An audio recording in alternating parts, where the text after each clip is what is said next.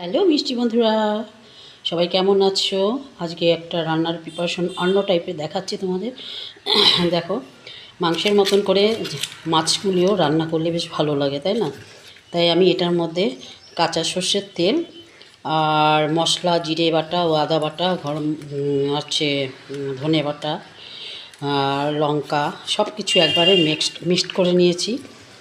আর হচ্ছে টমেটো দিয়েছি, তেজপাতা, হিং, সব কিছু দিয়ে মেখে নিয়েছি। হ্যাঁ, আর হচ্ছে তোমার এবার আলুটাকে ভাজা বসিয়েছি। চলো দেখাই। দেখো, আলুটাকে ভেজে নিচ্ছি, একটু জিরে ফোড়ন দিয়ে নিয়েছি আর তাতেই আলুটাকে ভাজছি। তারপর তোমার এই মাছটাকে আমি ছেড়ে দেবো, ঠিক আছে? মাছটা হচ্ছে শঙ্কর মাছ, এটাকে মাংসের আকারে আমি রান্না করব। একটু টক দই দিয়ে নিয়েছি আর হচ্ছে তোমার কী বলো, আর সব মশলা দিয়ে দিয়েছি। এমনি অন্য কিছু মশলা আজকে আর দিইনি এর মধ্যে। শঙ্কর মাছে নামানোর আগে একটু গরম মশলা দেবো। আলুটা ভাজা হলে একটু মাছটা এর মধ্যে ছেড়ে দেবো, দিয়ে নিয়ে কষাবো, ঠিক আছে?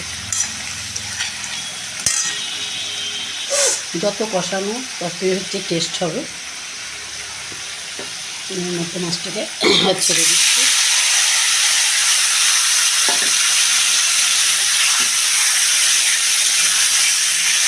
এর আগে একদিন দেখেছি ভেজে নিয়েছিলাম মাছটা, আর এটা হচ্ছে গরম জল দিয়ে ভালো মতন ধুয়ে নিয়ে তোমার অনেকক্ষণ ধরে নুন হলুদ দিয়ে মেখে রেখেছিলাম, আবার গরম জল দিয়ে ধুয়ে নিয়েছি। কারণ কি, সামুদ্রিক মাছ তো, এটা একটুখানি গন্ধ করতে যায়, তার জন্য এইভাবে করে নিলে পরে সেটা আর আসতে হয় না।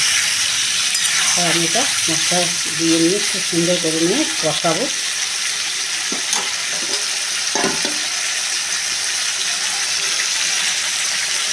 একটু ঢেকে দেবো, ঠিক আছে? কমিয়ে ঢেকে তারপরে কষাবো।